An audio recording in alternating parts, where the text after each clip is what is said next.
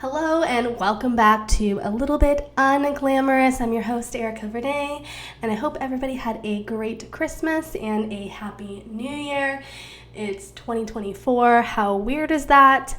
And we got a lot to talk about. So, first of all, my 1989 Spotify Unwrapped sweater finally arrived. How many months later? Forever. I feel like I ordered this in October or something. When did Wrapped come out? I can't remember. But anyway, so we got our 1989 crew. And first of all, Crest White Strips, worth every penny. Putting it out into the universe. Sponsor me one day. And lately I've been stalking Ulta. Because for Christmas I got so many gift cards and I'm so excited because it's been a while since I've made a big purchase or any purchase really. So I'm kind of stalking like a kid in a candy store to make sure I get as much as I can to make the dollar stretch, make it stretch as far as it can. So that's what I've been doing. If I sound a little congested, it's because I am. I swear I have been sick for a lifetime, and that's the story of my life. My boyfriend came home from Japan, gave me the flu, and then it's turned into some sort of sinus infection, so we're just rolling with the punches here. And anyway, so New Year's, Christmas. Let's start with Christmas. So Christmas went well. We spent it with our good friends and we ended up going to their place and it was a really good time. I started out New Year's in the ocean. My friends thought that would be a great idea to do at midnight, 1 a.m. And it was a lot of fun. I'm glad I did. It probably didn't help with the whole sinus infection thing, but it's been pretty warm in Hawaii, actually. It's like, I think it was 73 degrees this weekend and sunny. We were out paddle boarding, and the water here is actually really warm year-round. It's slightly cold right now. Today it's actually been raining all day.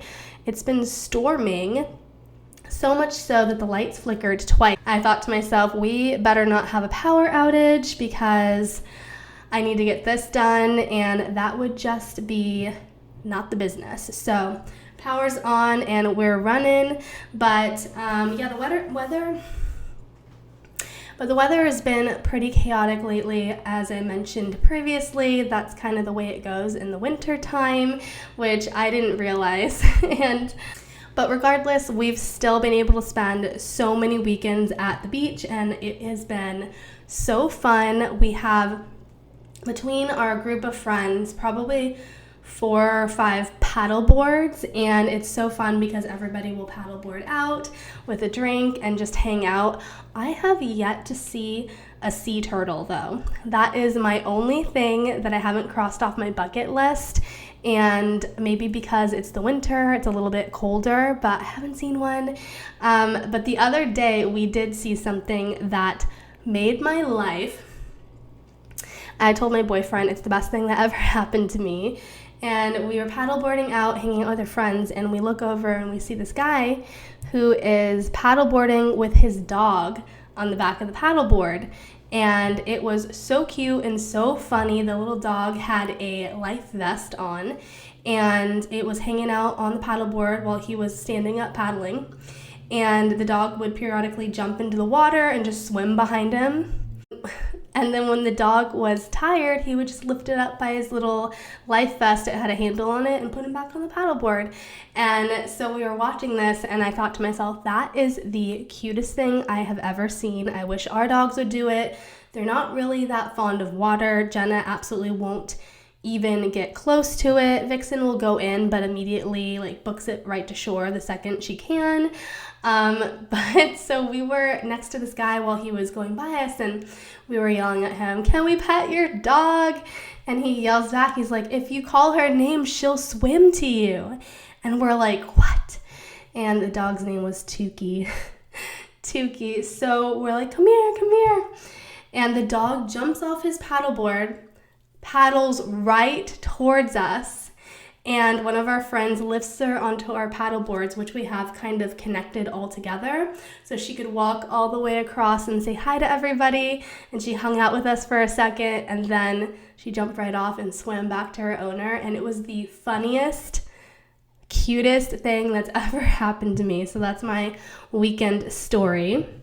We still have a Christmas tree out front. I thought it'd be weird to film in front of it, considering today is the 8th, and the tree is well over a month old. It's the driest tree of all time. Apparently, they spray the trees in some sort of flame retardant, so the tree is very unlikely to catch on fire, but I have no idea. I think we're supposed to recycle them soon, but we haven't heard anything, so the tree is still out there, enjoying it still, even though it's kind of dead. So today we're in my office instead.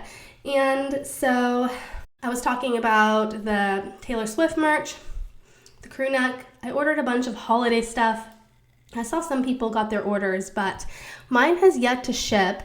And something interesting that happened a few weeks ago, and I always peruse Reddit the second anything happens, but I got an email saying that the shipment was very delayed, surprise, surprise, like it always is, and that they would be refunding me. And at first I thought they were canceling my order. I was so bummed, but it turns out, Merry Christmas to me and all the Swifties that are waiting 4 months for their Christmas merch. They refunded our order and they're still gonna ship it out. So that was really cool. I'm less mad now, and it can get here when it gets here. So Merry Christmas to me. Thank you, Taylor. For Christmas, I've also wanted to make some cookies. I was kind of confined to what we had because in the moment I was craving them so badly. So I settled on chocolate chip cookies, but without the chocolate chips. So chocolate chipless chocolate chip cookies.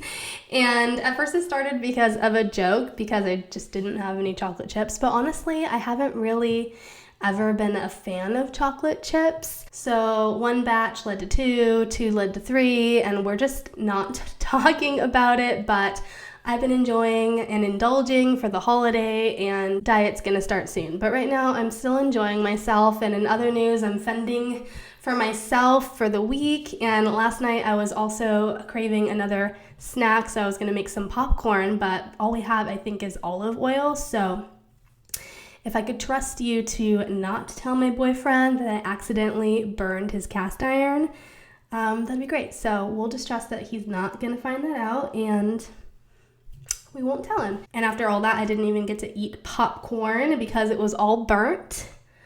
And I like to put like melted chocolate on top of the popcorn, like salt and melted chocolate. The best. If you haven't tried it, so good. And also, if you have a chance to just pop the popcorn in a skillet, it's a million times better and healthier. You can control whatever you put on it, so I don't feel guilty that I drizzled chocolate on mine. But I had all this chocolate that was melted, ready to go, but since I destroyed my popcorn, I ended up just putting it on the cookies that I made. So I guess that sort of defeated the purpose of the chocolate chipless cookies, but they were delicious nonetheless. And which leads me down another rabbit hole, because I was at the grocery store with my boyfriend, and I wanted to pick up said chocolate chips so I could melt them, and put them on my popcorn.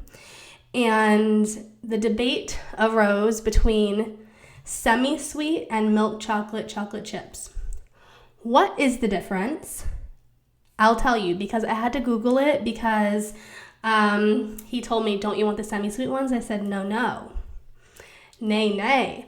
We want the milk chocolate ones. So I had to Google the difference, and you tell me, do you have a preference?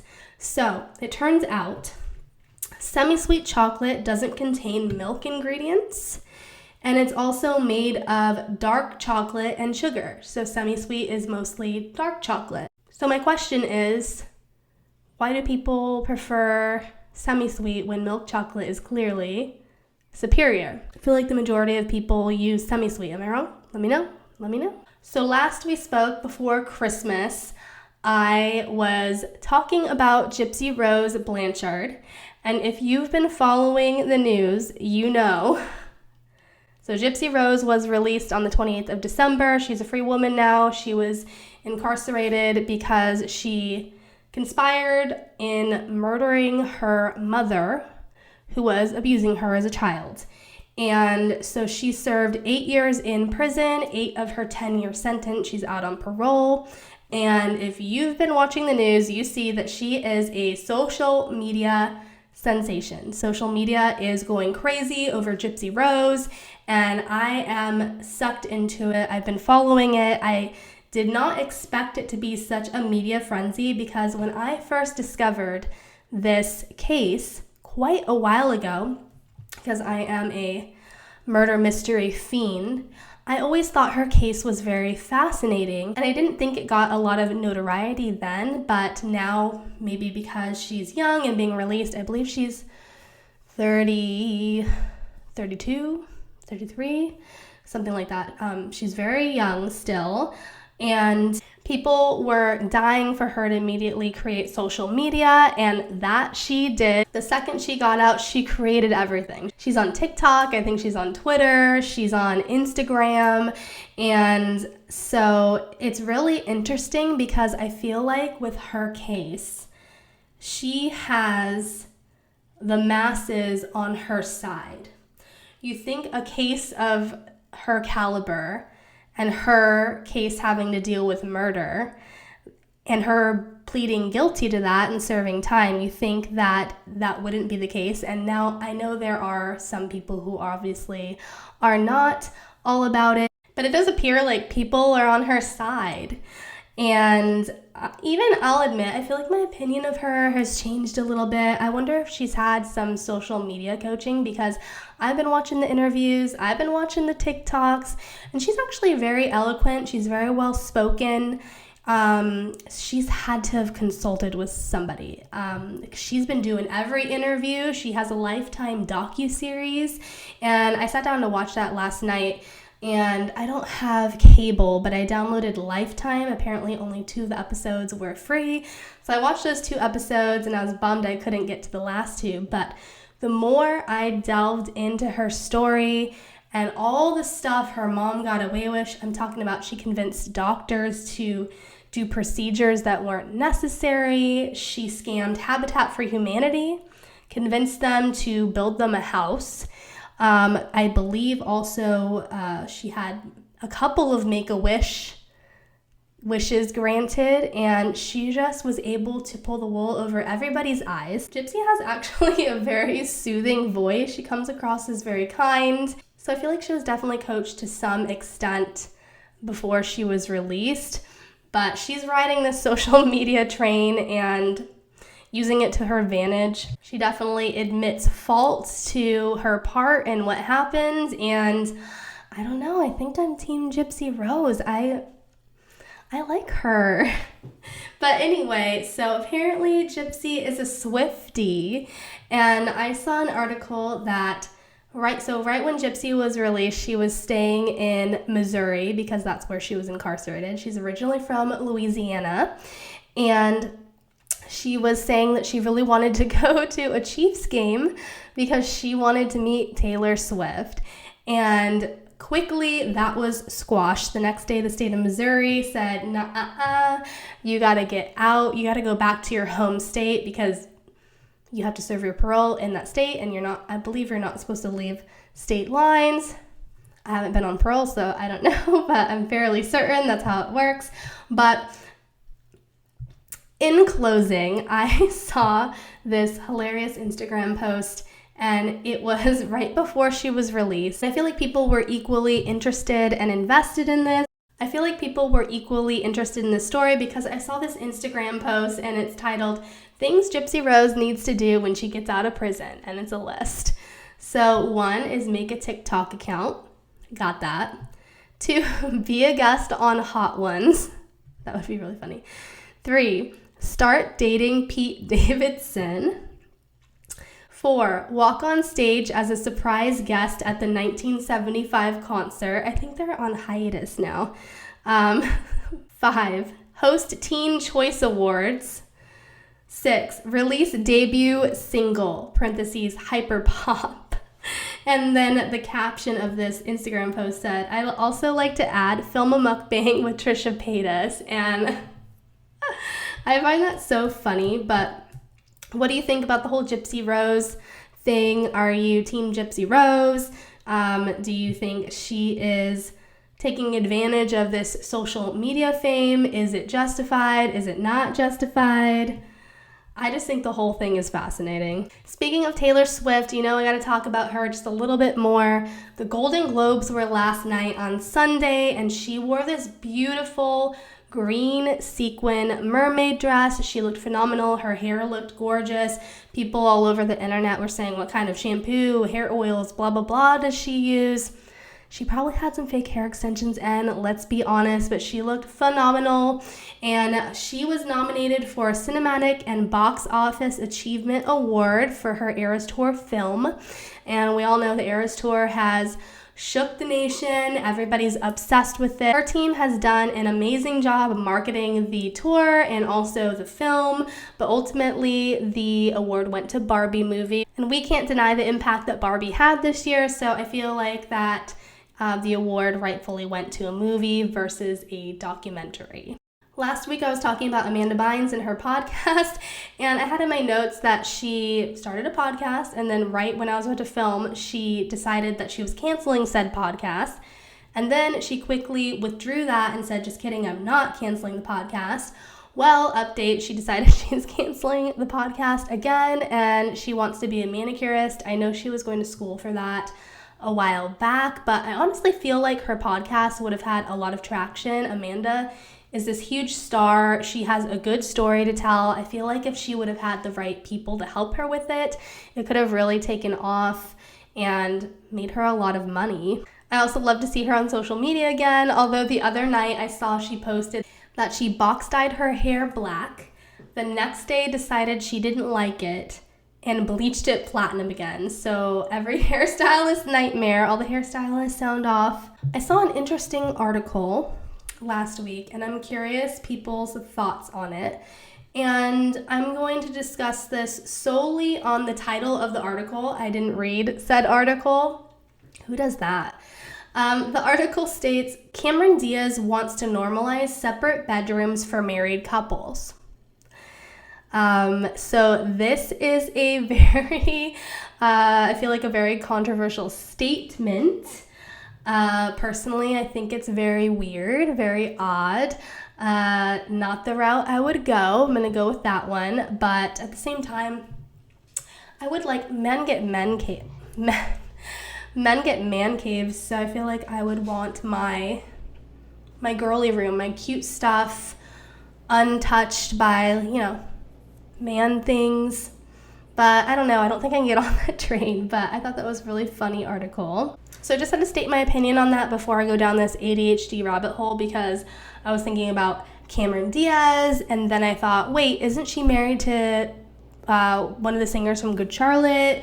So she's married to Benji Madden, and this is like a 5 degrees separation moment, but Benji's brother, Joel, dated Hilary Duff for 2 years, and they had a crazy age gap. I think Hilary was 16 and he was 25, and they call that something else these days. Isn't it crazy how Hollywood just turned a blind eye to all that stuff? Don't even get me started on Aaliyah and R. Kelly.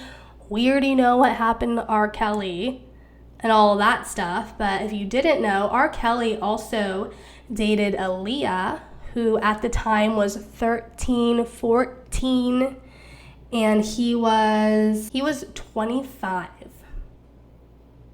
Ugh.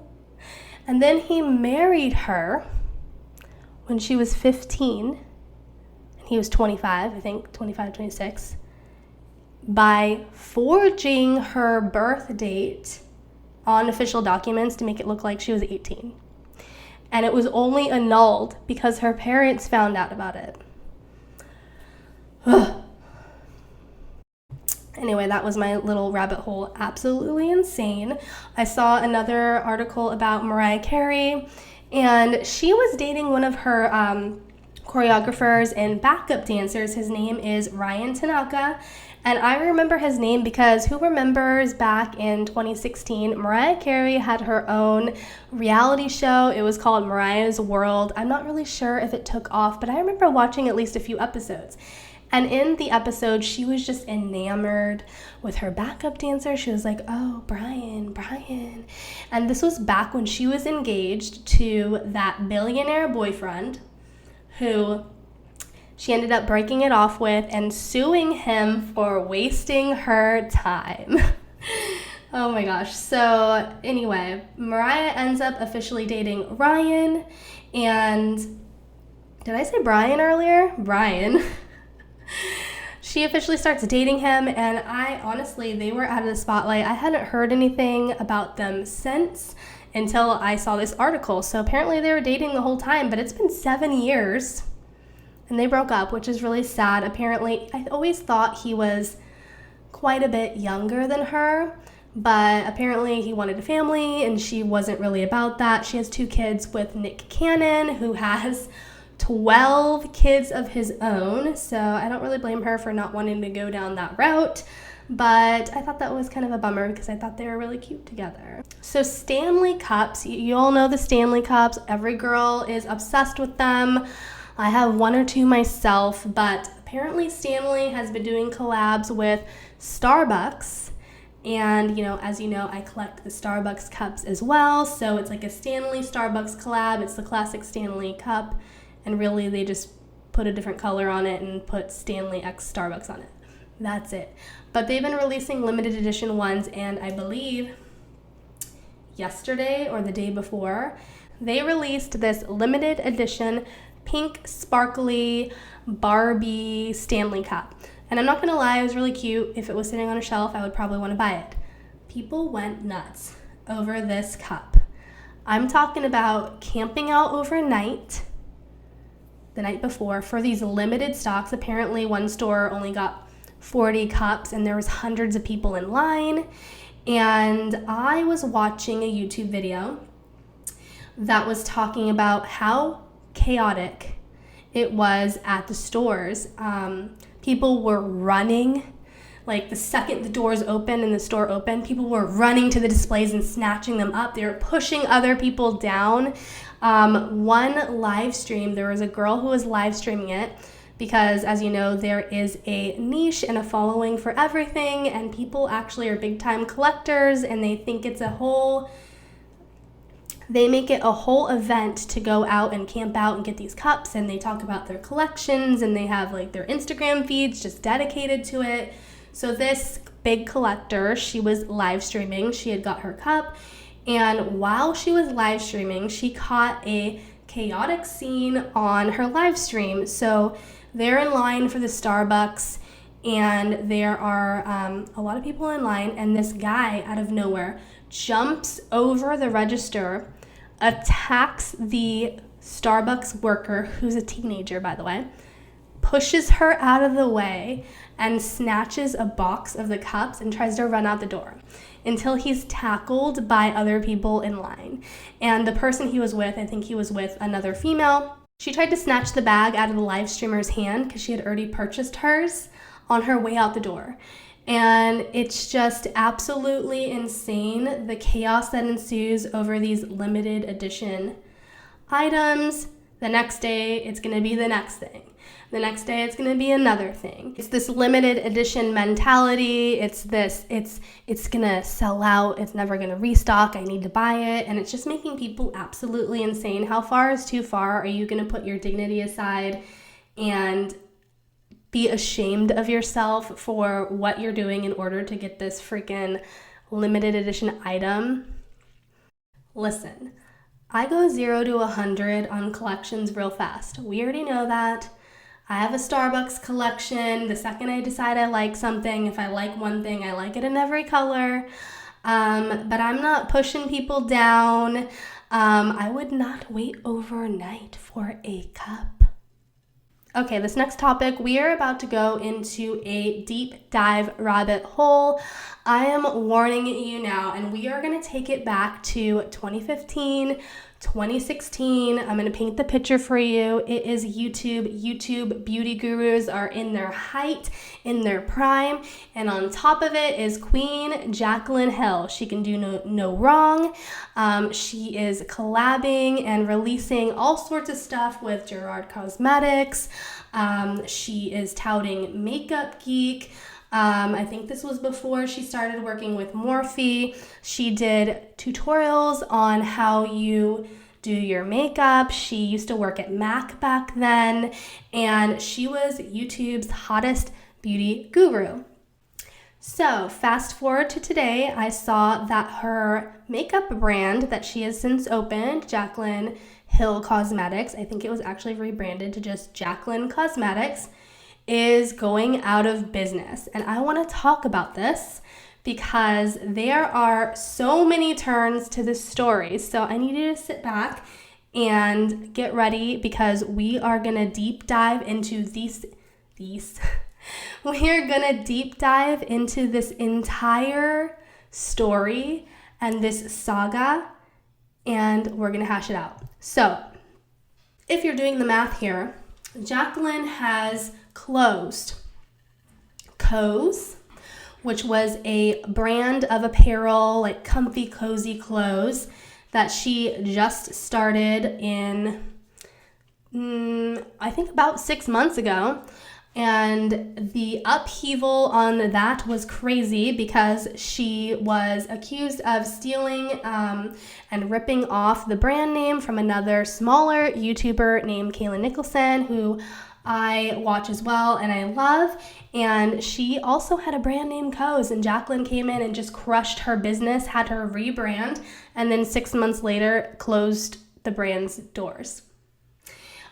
She has closed her jewelry line, which is Jaclyn Roxanne. I believe that was opened around the same time as Co's, shortly before or after. Can't remember which one came first, chicken or the egg. And now her makeup line, which was her bread and butter, the one thing that she wanted to open for years and years and years. So earlier this year, when she was closing the other two brands, she stated she wanted to just focus on makeup, and she cited that for the reason of the brand's closing. And people were like, that's weird because Morphe recently filed for bankruptcy and they were closing tons of their US stores, their brick and mortar stores. And the online site is still open today, but I think they're just closing their physical locations. And people always speculated that Morphe had some sort of ownership in Jaclyn's brand, so people heavily thought that her brand was also going under. And she denied it. She said, no, that's not happening. We're not closing. So I've followed Jaclyn Hill for years. I loved her. She was my favorite beauty guru, so I had to do a deep dive on this. And buckle up, get ready, because there are a lot of turns here, okay? So Jaclyn did a lot of collabs with Morphe. It's very well known. She is very good friends with their CEO, whose name is Linda. She's come out with a lot of makeup palettes with them. She has done many launches with them before creating her own brand. However, before she got into bed with Morphe, she was really good friends with Marlene Estelle, who was the founder and creator of Makeup Geek. And she used to rave about Makeup Geek on her YouTube channel. It was completely organic, and I think that's how they became friends in the first place. So people always expected that Jaclyn would come out with a collab with Makeup Geek, and in 2015, Jaclyn confirmed on Twitter, yes, I'm having a makeup palette come out, and she didn't confirm exactly when the palette would come out. So Jaclyn helped put Makeup Geek on the map because she raved about their products all the time in her videos, and in fact, I think that's how I discovered them, because and nothing is said after that. Fast forward to 2023 when everything goes down with Co's. However, after the whole debacle with Co's happened, people very much sided with Kaylin. They felt that what Jaclyn did was morally wrong. She basically took the brand out from under her because there wasn't an official trademark filed in the United States.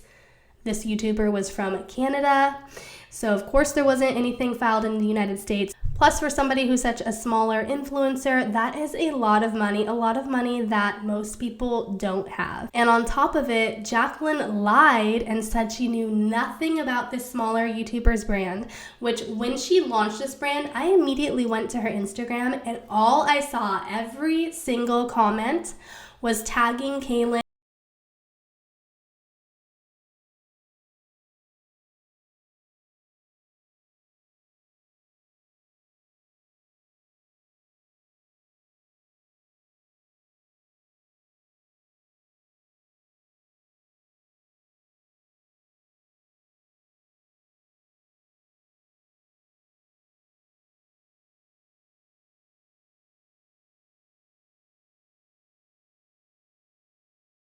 And this is what happened. So Marlena stated that they were originally supposed to have a collaboration together years ago in 2015, but it was scrapped because Team Jaclyn kept pushing the launch back. Eventually, the product was on the shelves for so long that they just had to scrap the product completely. And at the time, Marlena felt that her and Jaclyn were such good friends that she didn't have a formal contract put together, which was really the downfall for her. You always have to do something like that. So Marlena came out with all the receipts. She has email chains to back up what she was saying between her and Team Jaclyn, which at the time was just Jaclyn's mom, I believe. So because there wasn't a contract in place, Jaclyn eventually backed out of the deal completely after all of the product had been ordered to go with a more lucrative deal with Morphe. And Marlena had to toss, reportedly, she claimed, $1 million in product. And after that, Makeup Geek never quite really recovered from that. Marlena announced that Makeup Geek would be sold in Target around 2018. And then in 2020, right before COVID, she announced a complete rebrand, which I remember. And I actually got her first palette launch. She had 2 mega palettes. They were basically organized in a way where it went from lightest shade to darkest shade, and it had every color in the spectrum. The idea of the palettes was that you could create an eye look, any eye look, with these specific shadows. And they had the mega palettes, and then they had little quads that they eventually ended up selling in Target as well. I managed to get my hands on both of the mega palettes. I was really excited. I must say, Makeup Geek had phenomenal formulas, and their rebrand was just the same. The formula was still phenomenal. I think they just changed the packaging and the look of everything. They tried to get people excited over the product again because they had just lost so much money, and Marlena was really trying to scrape and make it work. And I still have those palettes to this day. I love them. I'm so glad I got my hands on them because they never relaunched after the initial launch. And now we know why. COVID hit, and then Makeup Geek eventually announced it was closing its doors for good in 2022. To add insult to injury, Marlena stated that she saw Jaclyn at the same labs that she introduced Jaclyn to, because Marlena knew that Jaclyn always wanted to come out with her own brand, and because they were friends, Marlena wanted her to succeed, even though if that meant she wouldn't be backing Makeup Geek anymore because they're friends, right? She saw Jaclyn at those labs with Linda from Morphe, the labs that she brought her to. So eventually Jaclyn launches her own brand, which is Jaclyn Hill Cosmetics, later rebranded as Jaclyn Cosmetics.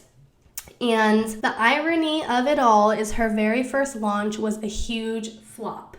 So the first launch from Jaclyn Hill Cosmetics was supposed to be, I think it was 18 shades of nude. Jaclyn Hill's whole thing was nude lipsticks.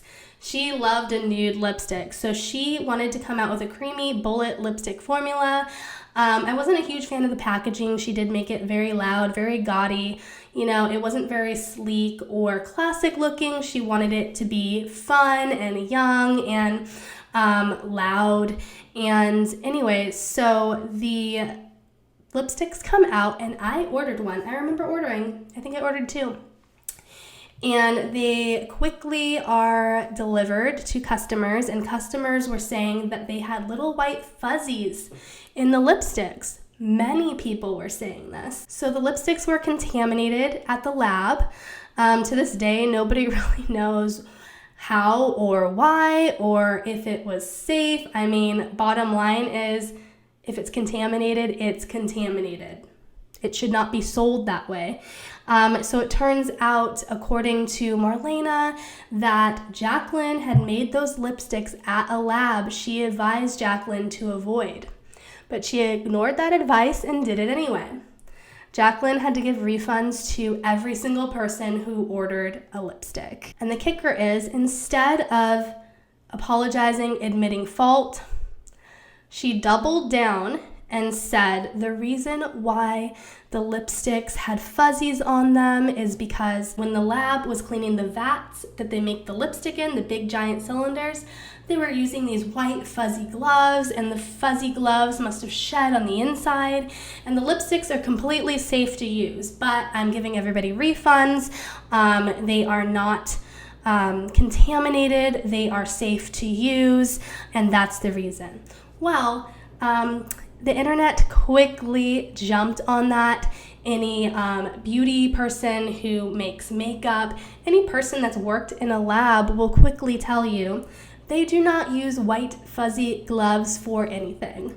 Do you remember high school science class? How many times did you wear white fuzzy gloves?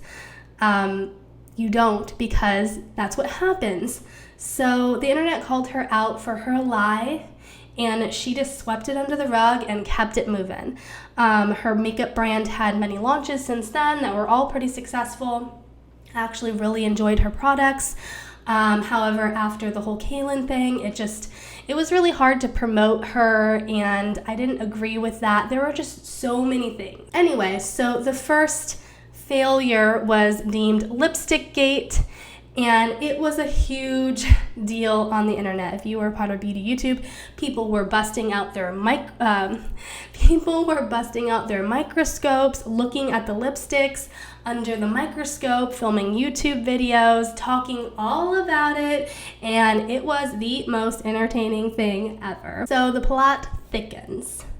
So since day one, Jaclyn Hill states that she has owned Jaclyn Hill Cosmetics, which is actually not true. Jaclyn Cosmetics is owned by Forma Brands, who also owns another makeup brand, which is Morphe.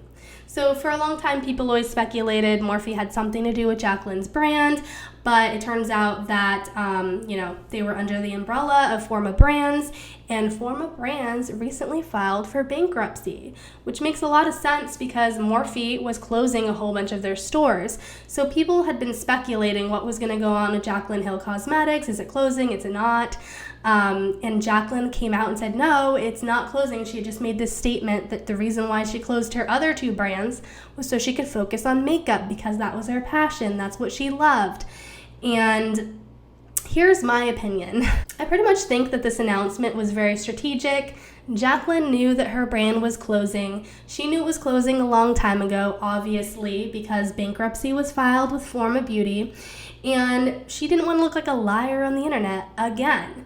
Also, how bad would it have looked if she came out and said, yeah, I'm closing all three of my brands. They're all closing. So that's the story with Jaclyn Cosmetics. That was like peak beauty community YouTube drama. And I mean, I guess now that her brand is closing, I won't feel tempted to buy the products anymore because they really were good formulas. They were good products, but it's like, how many times can one person do something that is not right and they are just not being held accountable for it and have people still support them? And if you look at a lot of her social media, it seems like she's losing a lot of followers because of it. So that was the final chapter in a very, very long and fascinating story behind that brand. So in other news, Khloe Kardashian is also launching a fragrance line, which of course she is because Kim has one. I think Kylie had one, I think she collabed with Kim and did one, but Kim and Kylie had the best smelling perfumes ever. I get so many compliments on them. They are my favorite perfumes, so I'm sure Khloe is gonna have the same manufacturers and all that, so I would definitely buy it. Who remembers the show Hogan Knows Best and the spin-off show Brooke Knows Best? Because I saw an article I randomly came across the other day, And apparently Brooke got married in private over a year ago. Honestly, that's the vibe. I completely get it. Just not telling anybody, especially as a celebrity. But she's 35 and it's her first marriage. I love to see it.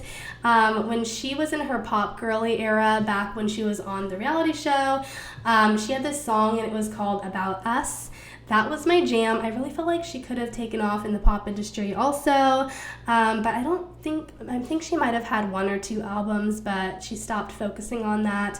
I think maybe she didn't get as many sales as she wanted to do, and then I feel like she fell out of the spotlight. I hadn't heard much from her since. But when I saw that article, it just kind of brought me back, and I'm happy for her. She was always so sweet on the show, and she was so pretty. Also, and I've mentioned this a few times, but there's been a lot of talk about Britney Spears making a comeback, and she set the record straight. Unfortunately for us fans, she's confirming she will never return to the music industry, or at least anytime soon. So she always makes these very bold blanket statements and then kind of dances around it afterwards, no pun intended. But she states she only writes for fun and for other people. Honestly, it makes sense. We don't deserve Britney, but I hope one day she changes her mind. Anyway, so that is all I have for you. Thank you so much for joining me. I hope you guys had a great Christmas, a great New Year. It's 2024. Oh my gosh. I hope you enjoyed this video. I've been working hard on trying to be very consistent this year with the podcast and my YouTube channel. I kind of overhauled my website a little bit. I have a new post over there. I had 2 new YouTube videos go live last week. I have a dog crying at me right now. So I will see you guys in next week's episode, and thank you guys for watching. Bye guys. Yeah.